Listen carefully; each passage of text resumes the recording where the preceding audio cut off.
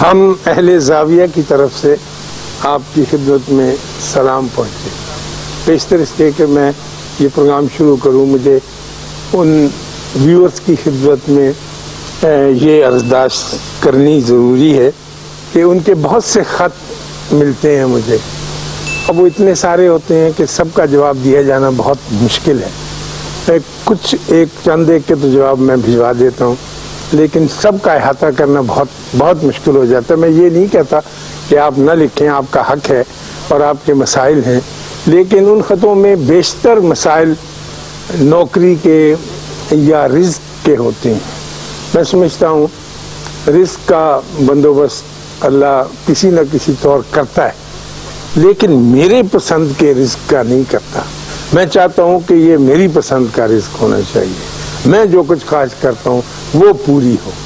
تو ہم لاڈلے تو ہیں اللہ کے، لیکن اتنے نہیں جتنے ہم خود اپنے آپ کو سمجھتے ہیں۔ ہمارے بابا جی کہا کرتے تھے کہ اگر کوئی آدمی آپ سے سردیوں میں رضائی مانگے تو اس کو ضرور بندوبست کریں، کیونکہ سردی کا موسم ہے اور اس کو ضرورت ہے رضائی کی، لیکن اگر وہ یہ شرط عائد کرے کہ مجھے پلش کی رضائی دو تو پھر اس کو باہر نکال دو کہ نہیں، تیری ریکوائرمنٹ جو ہے یہ مختلف ہوگی۔ تو میں یہ نہیں کہتا، آپ کے جائز ہیں، حالات ایسے ہیں، وقت کا دباؤ بڑا شدید ہے، لیکن میں سمجھتا ہوں کہ آپ کی وجہ سے، آپ کی فوربیرنس کے ساتھ، آپ کی برداشت کے ساتھ یہ حالات جو ہیں وہ بدل جائیں گے ضرور۔ ذرا سا اندر ہی اندر مسکرانے کی ضرورت ہے۔ یہ ایک راز ہے جو یونیورسٹیوں میں نہیں پڑھایا جاتا، اسکولوں میں، انسٹیٹیوشن میں یہ نہیں سکھایا جاتا۔ میں یہ بات جو ہے یہ بابوں کے ڈھیروں پر ملتی ہے، اور مجھ سے اکثر پوچھتے ہیں کہ یہ اشفاق صاحب کوئی بابا بتائیں۔ میں نے کہا آپ کیا کریں گے بابا؟ کہیں گے جی اس سے کوئی کام لیں گے، نمبر پوچھیں گے اس کا جو ہوتا ہے انعامی بانڈ کا۔ تو میں نے کہا انعامی بانڈ کا نمبر میں تمہیں بتا دیتا ہوں، کون سے کا؟ اس نے کہا 40,000۔ میں کہا 931 416، کیونکہ تم کبھی خرید نہیں سکو گے 931 416 کہاں سے تلاش کرو گے؟ یعنی تو آپ اپنی مرضی کا تو نہیں لے سکیں گے جا کے۔ تو یہ تو آپ بابوں کو یہ سمجھتے ہیں، جیسے میری بہو کو آج کل ضرورت ہے اس کی خنسامہ کی، تو وہ ہر ایک سے پوچھتی ہے اپنی سہیلی سے، کوئی اچھا سا خنسامہ تو تمہیں پتا ہو تو مجھے بتاؤ۔ اسی طرح سے میرے سارے چاہنے والے وہ پوچھتے ہیں کہ اچھا سا بابا بتاؤ، جیسے خنسامہ ہوتا ہے، کہ اس سے کچھ کام لیں۔ تو یہ کام لینے کے لیے، اس طرح کا کام لینے کے لیے ہی ہوتے، ان کے پاس کچھ اور طرح کی دولت اور کچھ اور طرح کا سامان ہوتا ہے، جو میں نے متجسس ہو کر، حالانکہ میں تو ولایت میں تھا، پروفیسری کرتا تھا، اور آ کے یہاں میں نے دیکھا کہ یا اللہ یہ بھی ایک علم ہے، اور یہ کیسا علم ہے، اور اس کو کس طرح سے آگے چلائے جاتے، مشکل بہت ہے۔ مثال کے طور پر میں آج یہی موضوع عرض کروں گا آپ کو کہ ان کا حکم ہوتا ہے کہ چھوٹے چھوٹے کام کریں، بڑے کام نہ کریں، چھوٹے کاموں کو مت بھولے، چھوٹے کاموں کو ساتھ لے کر چلے، چھوٹے کاموں کی بڑی اہمیت۔ ہم اس بات کو مانتے نہیں تھے کہ یہ کیسے ہو سکتا ہے کہ چھوٹا کام جو ہے اہمیت کا حامل ہو۔ چنانچہ جب ہم گئے وہاں ڈیرے پر تو ہمیں مٹر چھیلنے پہ لگا دیا۔ میں بڑا 3 پیس سوٹ، ٹائی لگی ہوئی، اور مٹر میں نے ساری زندگی کبھی نہیں چھیلے تھے یہ۔ پھر انہوں نے لہسن کی پوتیاں دے دی، ترئی نہیں ہوتی کہ اس کو چھیلو، سارے ہاتھ میں بدبو آنی شروع ہوگی۔ میتھی کے پتے الگ کرو، ڈنٹل اس کے باریک باریک کاٹو۔ یہ جو مشقت ہوتی ہے، جس سے اب تو خواتین بھی نکل گئی، ہماری بچیاں، میری بیٹی ہے ایک ہماری زنیرہ، اس کو کوئی کام دے دیں چھوٹا کہ بھی یہ خط پہنچا دینا، وہ کہا جی بابا یہ تو معمولی سا کام ہے، مجھے کو بڑا سا کام دو، اتنا بڑا کہ میں کر کے دکھاؤں آپ کو، یہاں سے اوپر شٹل میں جانے کا کام۔ تو میں کہتا ہوں یہ خط تو پہنچانے کی، کہیں گے نہیں یہ پڑا ہی رہ گیا میرے پاس۔ تو اس طرح کا بھی زندگی میں کام جو ہے چلتا ہے ہماری، اور ان کا مقصد یہ ہوتا ہے کہ آپ کو ڈسپلن کس طرح سے کیا۔ ہمارے دین میں سب سے اہم چیز ڈسپلن ہے، سب سے۔ میں کینیڈا گیا 3-4 برس پہلے، وہاں ایک یوری اینڈریو، وہ مسلمان ہو گیا، ریڈیو کا اناؤنسر ہے، بڑی خوبصورت آواز ہے۔ تو میں 2 وجہ سے کہ وہ اناؤنسر اتنا اچھا ہے، مسلمان ہو گیا، تو مجھ سے ملنے گیا، تو وہ بتاتا رہا کہ کیوں مسلمان ہوا، اس کی وجہ تسمیہ کیا تھی، کہ میں سورہ روم پڑھ کر ہوا۔ یہ میں پھر کبھی آپ کو بتاؤں گا کہ سورہ روم میں اس کو کیا نظر آیا۔ تو میں نے کہا اب ہمارے حالات تو بڑے کمزور ہیں یوری. اس نے کہا نہیں اسلام کا تو سامنے لکھا ہوا دیوار پر بڑا بڑا. میں نے کہا نہیں ہم تو ذلیل و خوار ہو رہے ہیں جس طرح سے ہم کو گھیرا جا رہا ہے. اس نے کہا ٹھیک ہے گھیرا جا رہا ہے لیکن اس میں سے نکلنے کا بھی ایک انداز ہے تو ہم نکلیں گے. تو میں نے کہا آپ کیسے نکلیں گے؟ اس نے کہا جب کوئی 500-600-700 امریکی مسلمان ہو جائیں گے نا, گورے, بلانڈ, بلو آئیڈ, یہ دوسرے جو ہوتے ہیں ان کا نہیں کہتا, اور اسی طرح سے 600-700 کینیڈین ہو جائیں گے اور 900-850 اسکینڈینیوین ہو جائیں گے تو پھر ہمارا قافلہ چل پڑے گا, کیونکہ وی آر ڈسپلنڈ پیپل. ہم ڈسپلنڈ لوگ ہیں اور اسلام ڈسپلن کو مانگتا ہے, نعرہ بازی کو نہیں مانگتا, تو ہم آگے چل گئے. تو میں بڑا مایوس, شرمندہ اور تھک سا گیا اس کی آواز سن کے. میں نے کہا دیکھو ہر حال میں ان کی چڑھ مچ جاتی ہے, یہ گورے یہاں بھی کامیاب ہو جائیں گے. لیکن اسلام تو ہمارا بہت پیارا ہے, ہم تو نعرے مار مار کے گانے گا گا کے یہاں تک پہنچے اور ہمیں مل نہیں رہا. تو میں نے کہا اس میں ہمارا کوئی حصہ نہیں ہوگا. اس نے کہا نہیں آپ تو معافی چاہتا ہوں, آپ کا حصہ نہیں ہوگا. میں نے کہا یار ہمارا بھی جی چاہے گا کہ ہم بھی.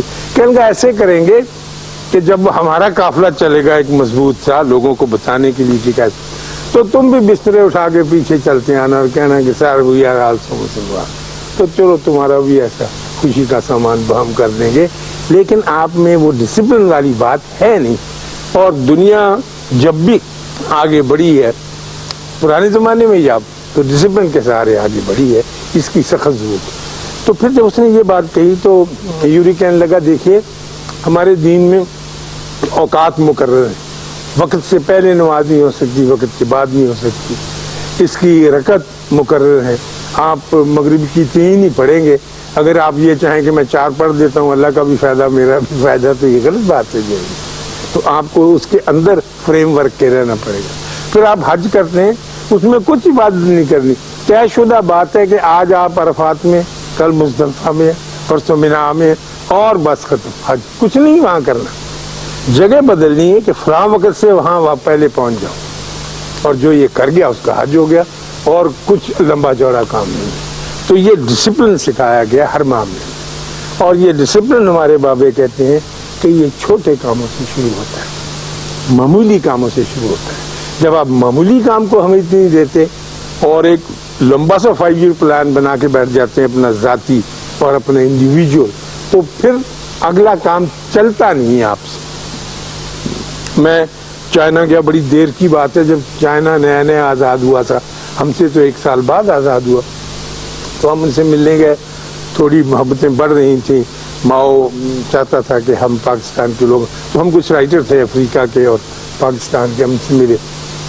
ایک گاؤں میں بہت دور پہاڑوں کی اوٹ میں کچھ عورتیں بیٹھی دانے بھون رہی تھی, بھٹی نہیں ہوتی لگی ہوئی, دھواں نکل رہا تھا اس کا. تو میرے ساتھ شوق صدیقی تھے, کہیں گے یہ کیا, یہ تو بھٹی بھون رہی ہیں عورتیں ہماری طرح کے, دانے ہوں گے شاید. تو ہم نے کہا ٹھیک ہے دیکھنا چاہیے. اپنے انٹرپریٹر کو ساتھ لے کے جب ہم ان کے پاس پہنچے تو 2 عورتیں دھڑا دھڑ پھوس لکڑی جو بھی کچھ ملتا تھا بھٹی کے نیچے لگا رہی تھی, اور 2 اپنے رومال باندھے کڑھائی میں ڈال کر کوئی لیکوڈ سا تیار کر. تو ہم نے ان سے پوچھا کہ یہ کیا کر رہی ہیں؟ انہوں نے کہا یہ اسٹیل بنا رہی. اسٹیل. میں نے کہا اسٹیل کی تو بہت بڑی فیکٹری ہوتی. اس نے کہا ہم غریب لوگ ہیں اور چائنا بھی آزاد ہوا, ہمارے پاس کوئی اسٹیل مل نہیں ہے, ایک امپرووائزڈ میتھڈ ہم نے اختیار کیا ہے, ایک اپنے طریقے کا, ہمارے کے مردہ سنگ سندور ڈال کے کس طرح سے گرم کرنا ہے لوہے کو. تو یہ عورتیں صبح لگ جاتی اور محنت اور جان ماری کے ساتھ شام تک یہ اسٹیل کا ایک ڈلا 5 سے 7 سے 8 سیر کا کلو کا تیار کر لیتے. وہ آتا ہے ٹرک والا ان سے لے جاتا ہے, جمع کرتا ہے. تو ہم کو جس بھی چیز کی ضرورت ہوتی ہے اس اسٹیل کے سہارے ہم اپنی اس کمی کو پورا کرتے ہیں جو اسٹیل تقاضا کرتا ہے. تو میں تو اب بھی جب کبھی بات یہ سوچتا ہوں کہ سبحان اللہ ان کی کیا ہمت تھی, ان کو کس نے ایسے بتا دیا کہ یہ کام ہم کریں گی تو ملک کی کمی جو ہے وہ پوری ہوتی ہے. چھوٹا کام خاتون حضرات بہت بڑا کام ہوتا ہے, اس کو چھوڑا نہیں جا سکتا. جو چھوڑ دیتا ہے انفرادی طور پر یا اجتماعی طور پر مشکل میں پڑ جاتا ہے۔ اٹلی میں کلاؤ ہوتا تھا، ایک ہمارا بابا یہودی تھا، بڑا سخت یہودی، اس کی کوئی 13-14 منزلہ بلڈنگ تھی۔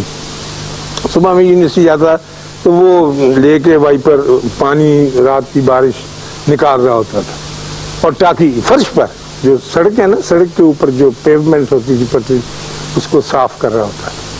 تو میں نے کلاؤ سے کہنا، میں کہا بالکل دے وے فارے کچھ، آپ یہ کیوں کرتے ہیں اتنے بڑے آدمیوں کو، کروڑوں کے مالک؟ اس نے کہا یہ میرا کام ہے، بڑا یا چھوٹا نہیں ہوتا اس میں، جب میں نے یہ ڈیوٹی لے لی ہے اور میں اس ڈسپلن میں داخل ہو گیا ہوں تو میں اس میں چلوں گا۔ اور میں نے کہا آپ اس میں کیوں چلتے ہیں؟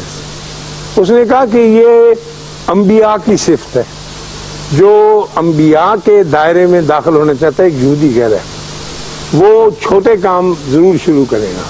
ہم کو یہ نوکری ملتی ہے ان کی، ہمارے حضرت موسیٰ نے بکریاں چرائیں تو ہم یہودیوں میں جب تک یہ بکریاں چرانے کا فن اور اس سے متعلقہ کوئی چیز نچلے لیول کی نہ آئے۔ پھر مجھے اس نے کہا کہ آپ کے نبی اپنا جوتا خود گانٹتے تھے، لگاتے تھے ٹانکا قمیض کو،